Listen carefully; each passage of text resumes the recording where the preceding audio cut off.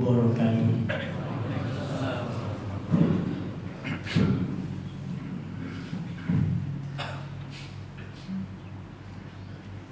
Allahu Akbar, Allahu Akbar.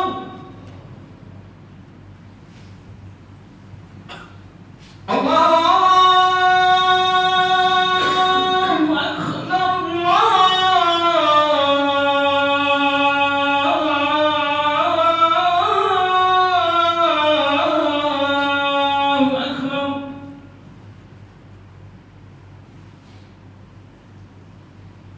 أشهد أن لا إله إلا الله.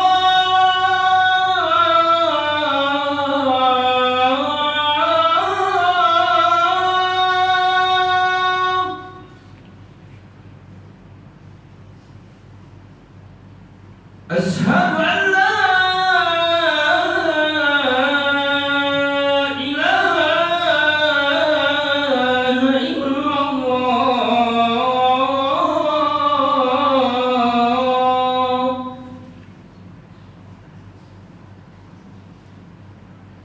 أشهد أن محمدا رسول الله.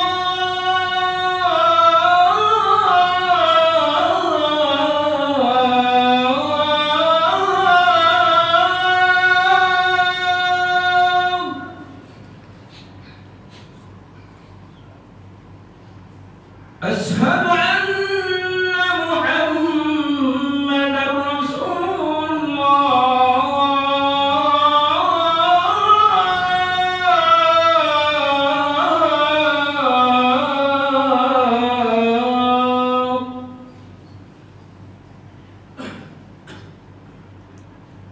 حي على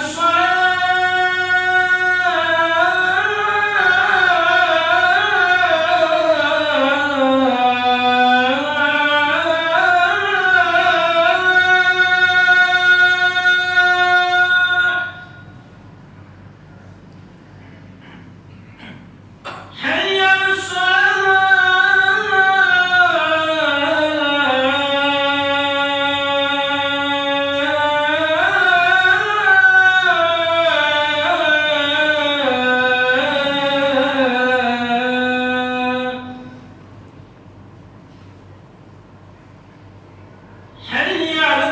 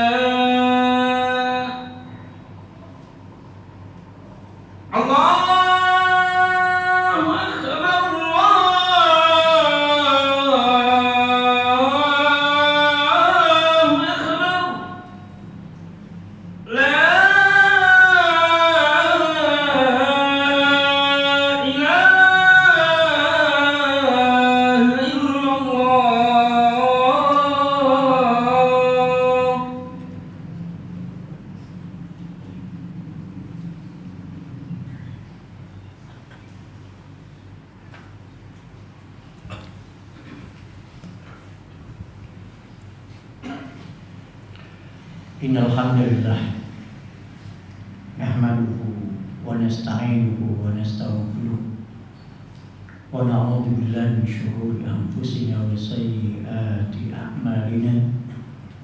May yahdihillahu fala mudilla lahu wa may yudlil fala hadiya lahu.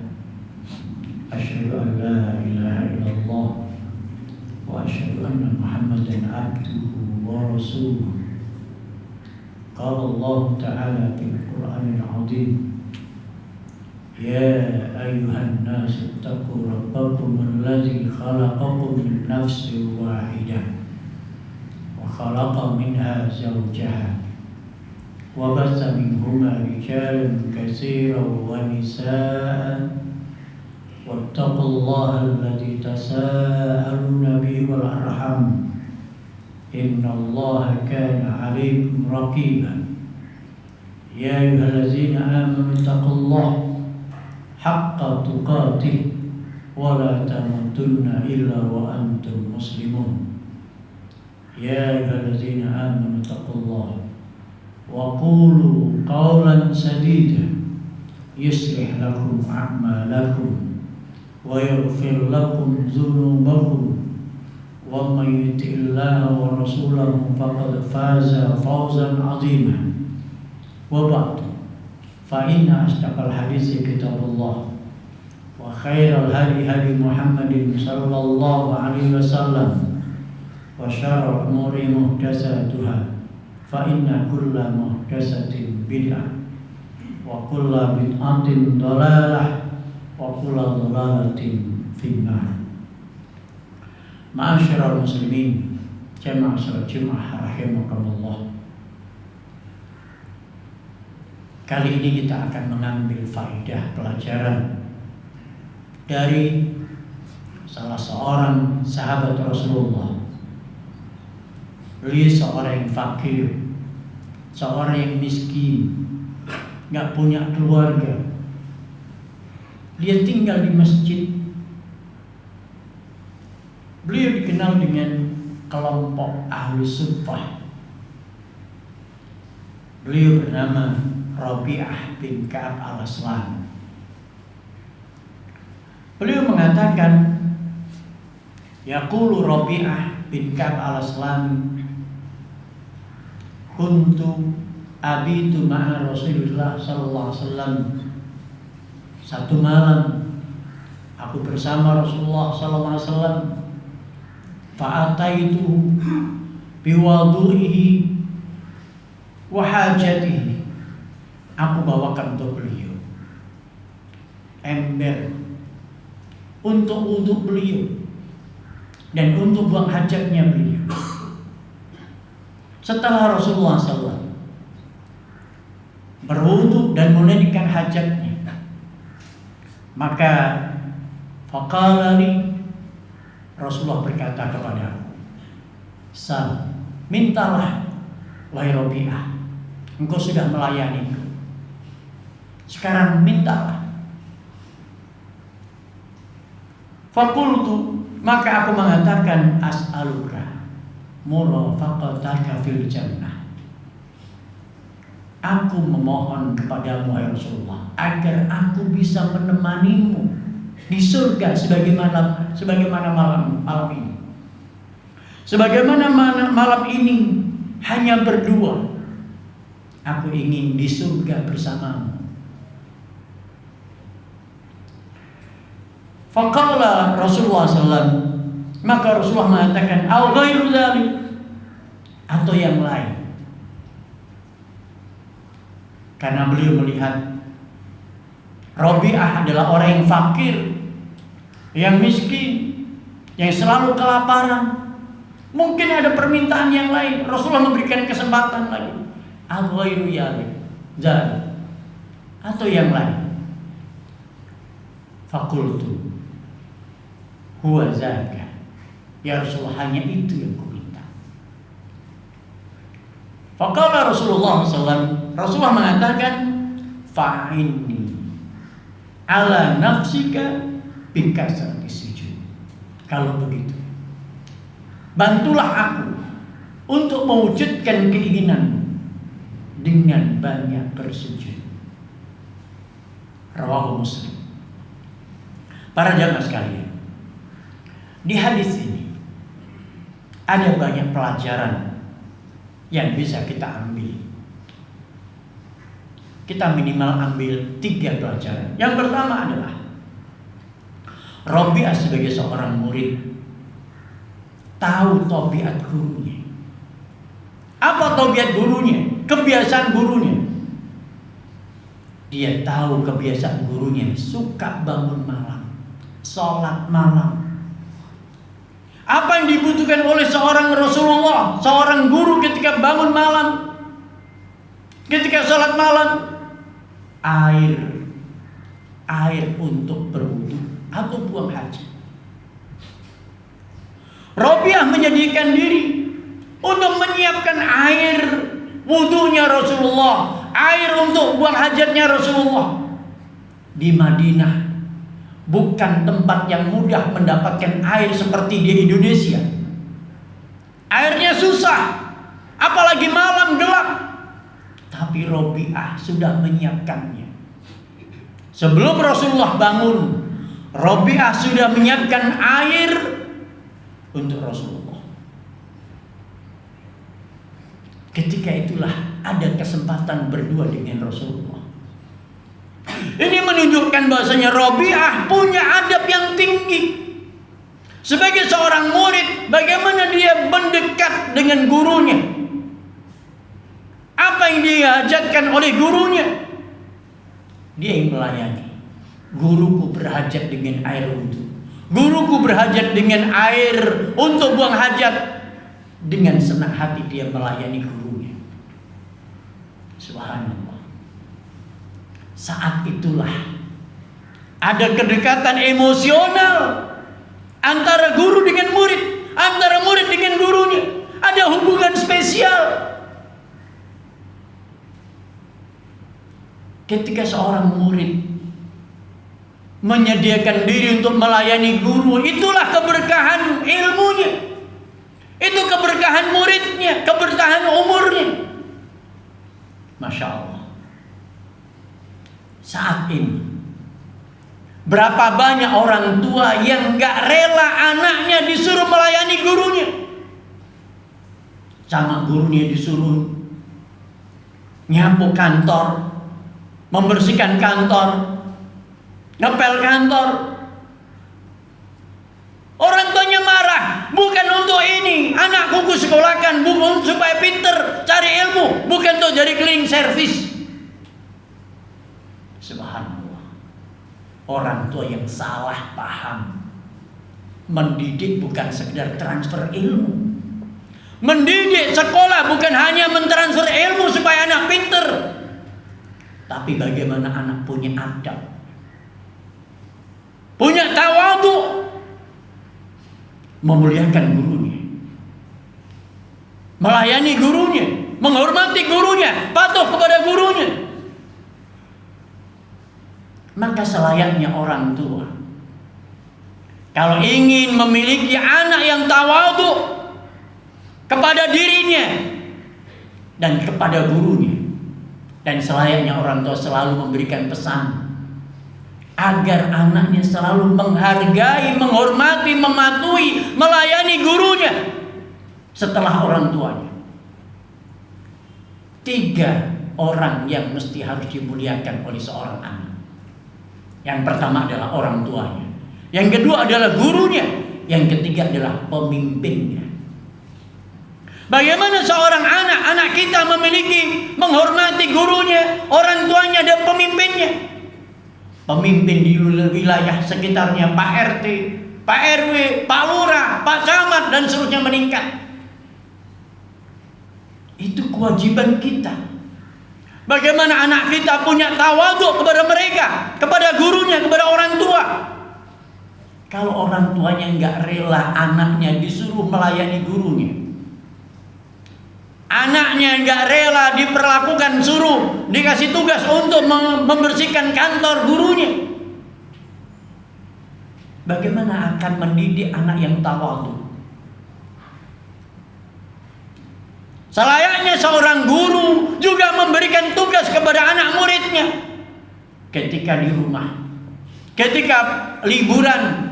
Apa tugasnya? Pekerjaan rumah, PR.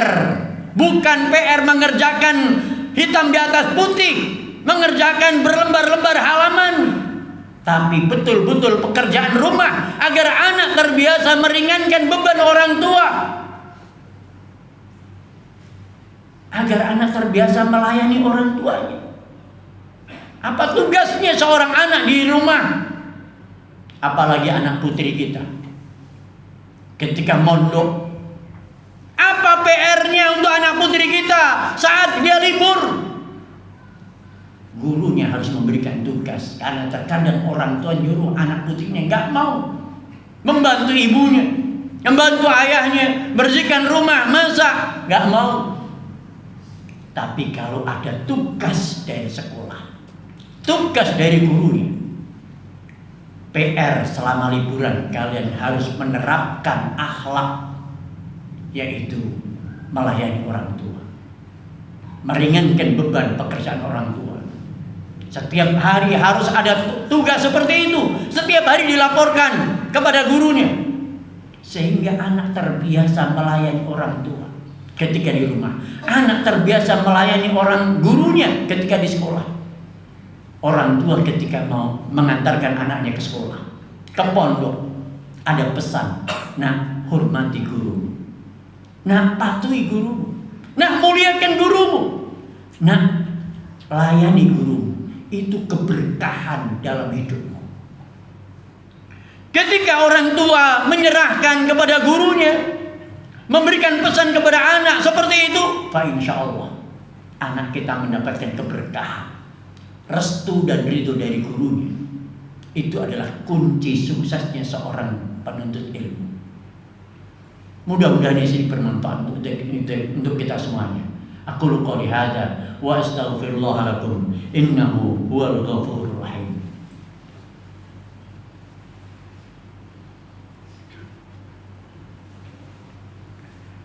Alhamdulillahirabbil alamin.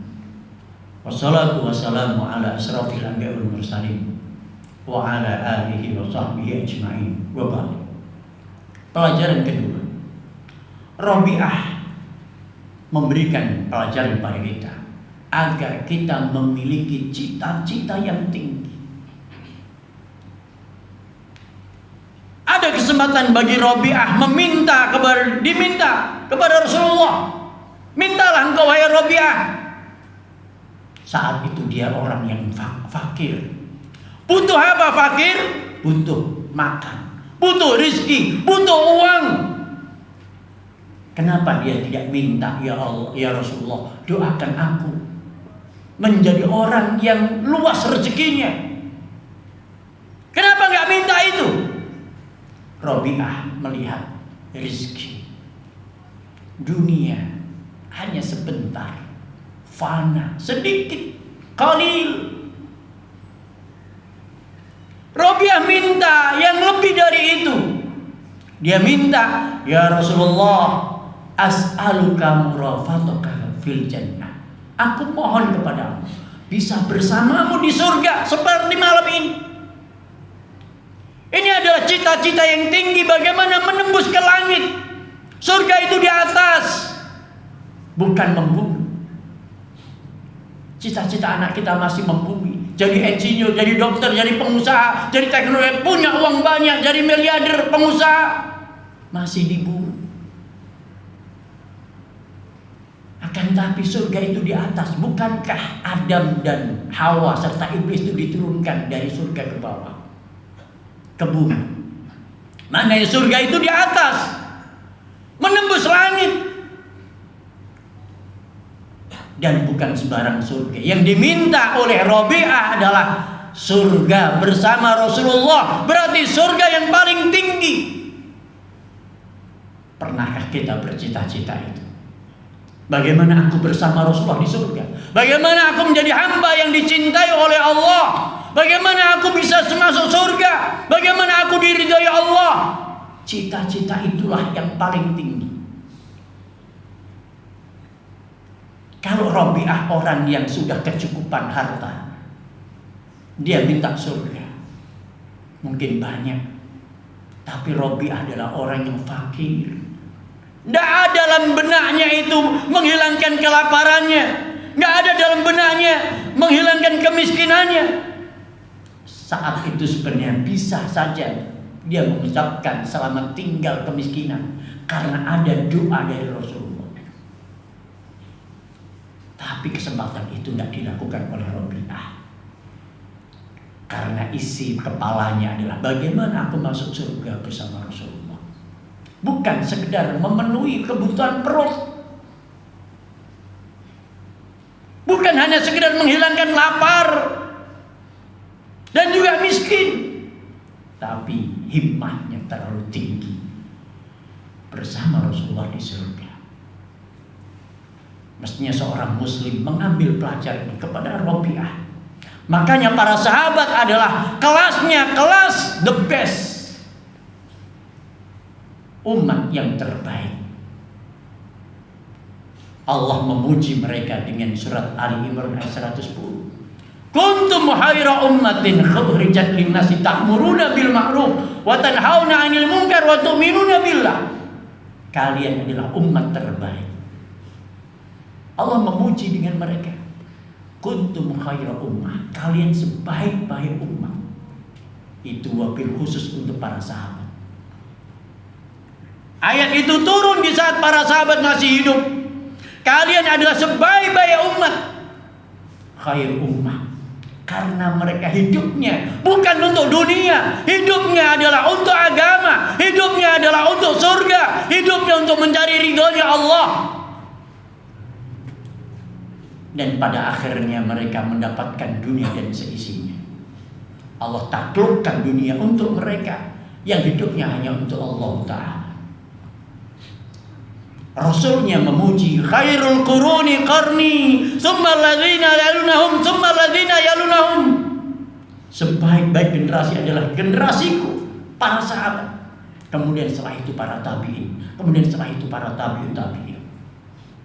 Himmahnya, kegelisahannya, cita-cita tertingginya satu, surga.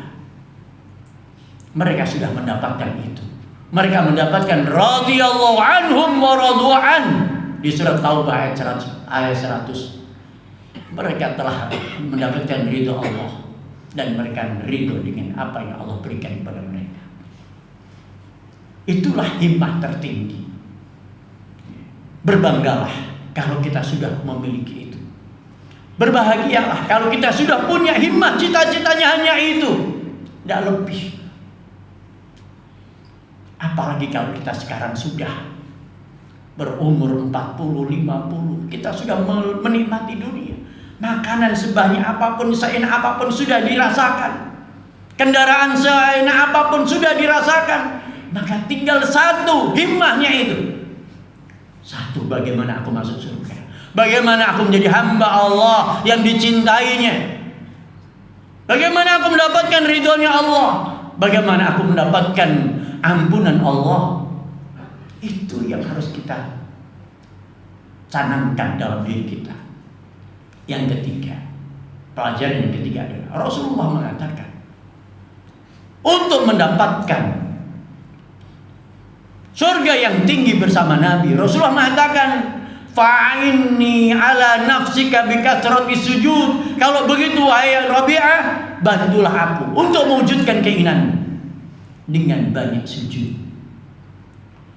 Sujud itu adalah tanda tawaduknya seorang hamba kepada Rabbnya. Ketika sujud, itu adalah puncaknya pengabdian, puncaknya ubudiyah. Ketika sujud, seorang hamba merasakan ketinggian Allah, keagungan Allah, kesucian Allah, kesempurnaan Allah, dan merasakan dirinya penuh dengan kekafiran, kefakiran, dirinya penuh dengan kekurangan, dirinya penuh dengan kesalahan dan dosa, dirinya penuh dengan hajat. Allah yang maha sempurna, Allah yang maha tahu, Allah yang maha kuasa. Dirinya adalah hamba yang kerdil, hamba yang fakir, hamba yang bodoh. Pengakuan itulah yang membuat Allah akan mengangkatnya. Man tawadhu'a lillah rafa'ahu Allah. Siapa yang tawadhu kepada Allah, Allah akan angkat derajatnya.